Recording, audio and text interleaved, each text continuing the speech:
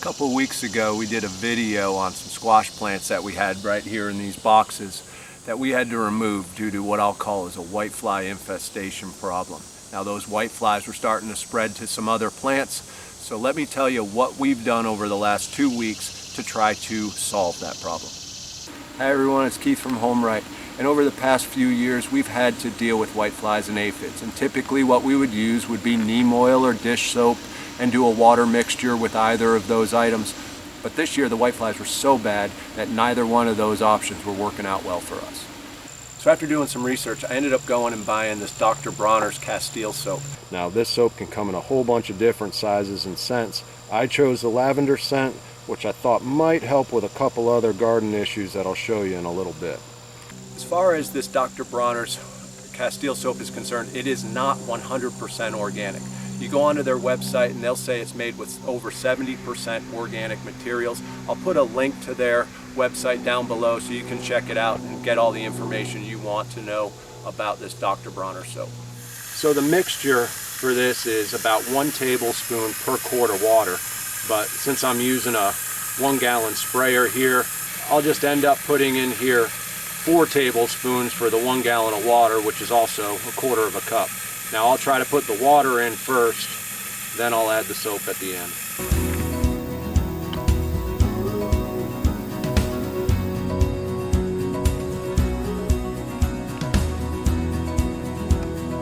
Two weeks ago, these eggplants were covered in the whiteflies because they were so close to where that squash was. But here, just in a couple of weeks, while I still do have some, they're definitely reduced, and they're now getting to the point where I think we can control these a lot better. So when it comes to spraying, you got to spray the whole plant above and below. The first 3 days I sprayed every single day the entire garden, including in some areas where it was really bad. I was even spraying the soil. Now after that I went to spraying just the affected areas once a week, and now just recently we had some heavy rainfalls, so I came out here after those rainfalls and just sprayed them one more time, only in the bad areas. But the first few days took us a while because we're spraying the whole garden. Now we're just dealing with some minute areas in certain plants, so it's a lot easier. Now one recommendation I'm going to have is to spray it first thing in the morning. It might not be best to spray in the heat of the midday, but I think that can be said for almost anything out there that you spray. And you're going to find here also, none of these plants were affected by this spray. They all look real healthy. They're doing fantastic. New growth is happening on them. So we're not at all concerned with putting this on anything in our garden. Whiteflies have a lifespan of approximately 2 to 4 weeks. And in that time, a single female whitefly can lay between 200 to 400 eggs. So that's why here we are only in week 2. What I'm really trying to deal with is not necessarily the whitefly itself, but the eggs, so that we can slow down the population. So this basil here is right in front of where we had those squash plants. And when I had those plants in here, even this basil was covered in whiteflies. And now, just here after 2 weeks, I'm having a hard time even finding one in them. So we're real pleased with how this Dr. Bronner's Castile soap is working out for us so far. So one other thing that I did read about this Castile soap is it'll also do very well in helping you fight off spider mites and aphids.